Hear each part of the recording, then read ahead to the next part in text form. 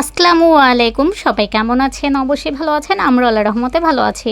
সিজদামণিকে আরবি পড়া থেকে নিয়ে আসতে গেছিলাম, তো যাওয়ার পরে দেখি মাশাআল্লাহ আজকে বাইরে অনেক বাতাস বইতেছিল। আজকে কিছুদিন যাবত তো এত পরিমাণ গরম পড়ছে যা কিনা ধারণার বাইরে।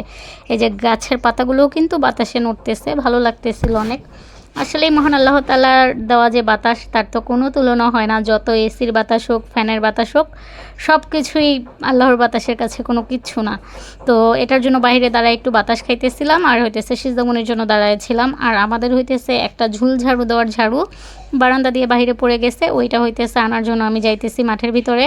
তো এই মাঠের গেটটা বেশিরভাগ আমি খোলা দেখলে আটকায় রাখি, আবার অনেক বাচ্চারা যখন খেলতে আসে ওরা তো খুলেই রাখে। দেখা যায় আমাদের বিড়ালগুলো অনেক সময় বের হয়ে যায় যখন ছাড়া পায়। আর আমি তো আমাদের বিড়াল একদমই ছাড়ি না, আমি হইতেছি সবসময় আটকায় রাখি রুমের মধ্যে। আর যেহেতু আমার বারান্দায় নেট আছে, তবে আমাদের বড় বারান্দায় তো আর নেট লাগানো নাই, ওইটা দিয়ে প্রায় সময় বের হয়ে যায়। এই পর্যন্ত আমাদের অনেকগুলো বিড়াল কুকুররা খেয়ে ফেলছে, কামড় দিয়ে মেরে ফেলছে। কি করব, তার জন্য হইতেছে আমি নেট লাগাই দিছি। আমার রুমে কিন্তু বেশি বাতাসও যায় না বারান্দায় নেট লাগানোর কারণে, তবে আমাদের বড় রুমে হইতেছে প্রচুর বাতাস যায়, মাশাআল্লাহ প্রচুর বাতাস। আর বড় রুমে তো বারান্দার মধ্যে নেটও লাগানো নাই, জানলা দিয়েও বাতাস যায়।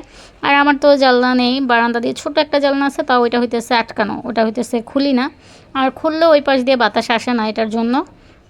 আর এই যে এখান থেকে হইতেছে এখন আমি ঝুলঝাড়ুটা দিতে আসলাম, ঝুলঝাড়ুটা পড়ে গেছে দেখে পরে হইতেছে আবার সিজদামণিকে আনতে যাবো। আর এই পাশেও কিন্তু যত গাছ দেখতেছেন বেশিরভাগই আমার আম্মুর লাগানো। আমার তো গাছ পাগল মা, সবসময় হইতেছে গাছ লাগায়, তাকে যতই মানা করি না কেন সে হইতেছে শোনে না।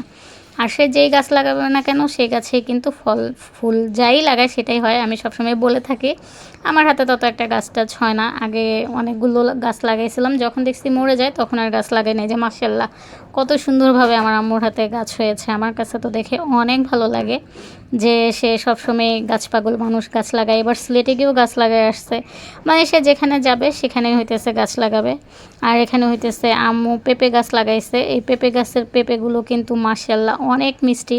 এখানে হইতেছে আরেকটা পেঁপে গাছও ছিল, তবে সেই পেঁপে গাছটা কীভাবে যেন ভেঙে গেছে বলতে পারি না, বা কেউ ভেঙে ফেলছে। যে পেঁপেগুলো অনেক মিষ্টি খেতে, পাকলে অনেক ভালো লাগে।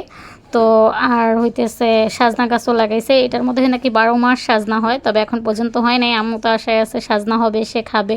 আমার আম্মু সাজনা অনেক পছন্দ করে। আর যেখানে পেঁপে গাছটা কিন্তু অনেক ছোট, তারপরও মাশাআল্লাহ অনেকগুলো পেঁপে হয়েছে এত ছোট একটা গাছে, কারণ এই পেঁপের জাতগুলো কিন্তু অনেক ভালো।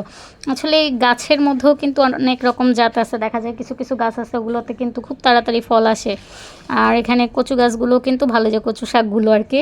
তো এই কচু শাকগুলো রান্না করলে গলা ধরে না, আম্মু তো অনেক মজা করে রান্না করে। আম্মু যাই রান্না করে না কেন তাই মজা লাগে।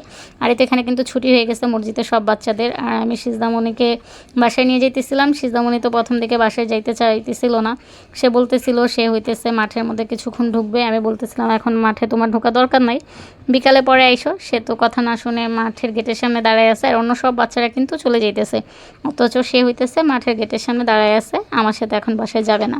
পরে আমি যখন বকা দিতেছিলাম তখন আবার আমার সাথে আসতেছিল, ওই যে ওই পাশে দাঁড়ায় আছে, সে এখন যাবে না কিছুতেই, সে মাঠের ভিতরে যাবে। আর দুপুরবেলা এখন তো বাসায় গিয়ে তাকে ভাত খাওয়া লাগবে, তারপর আবার বাংলা পড়তে যাবে, সেটার জন্য আমি তাকে আর মাঠে যাইতে দিই, এই যে মন খারাপ করে আসতেছে।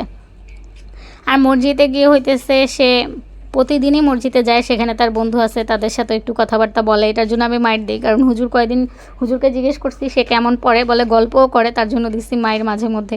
আর এখন হইতেছে মায়ের দিই না, তবে বকা দেই। সে মন খারাপ করে বাসার দিকে যাইতেছে, আর বলতেছিল যে দেখছো বাহিরে কত বাতাস, একটু থাকলে ঠান্ডা লাগতো। আমারও ভালোই লাগতেছিল ঠান্ডা বাতাসের মধ্যে, তবে আমার হইতেছে ঘরে গিয়ে এখন কাজ আছে, আবার সিজদামণিকেও পড়তে নিয়ে যাব, সব কিছু মিলে তার ওরকম একটা সময় হয় না। তো আমি জানি না আমার আজকের ভিডিওটা কেমন হয়েছে, আমি কিন্তু বেশিরভাগ আগের ভিডিওগুলো দিই, পরে ভয়েস দিয়ে আপনাদের সাথে বলি। তো এই ভিডিওটা আজকেই করেছি, তো ভিডিওটা ভালো লেগে থাকলে অবশ্যই কমেন্টে জানিয়ে যাবেন। আর এই যে এখানেও কিন্তু আমার আম্মুর গাছপালা আছে মাশাআল্লাহ। তো আজকের ভিডিওটা যদি আপনাদের কাছে ভালো লেগে থাকে অবশ্যই কমেন্টে জানিয়ে যাবেন। তো আমার আজকের ভিডিওটা এতটুকুই ছিল, সেই পর্যন্ত সবাই ভালো থাকুন, সুস্থ থাকুন, আল্লাহ হাফেজ।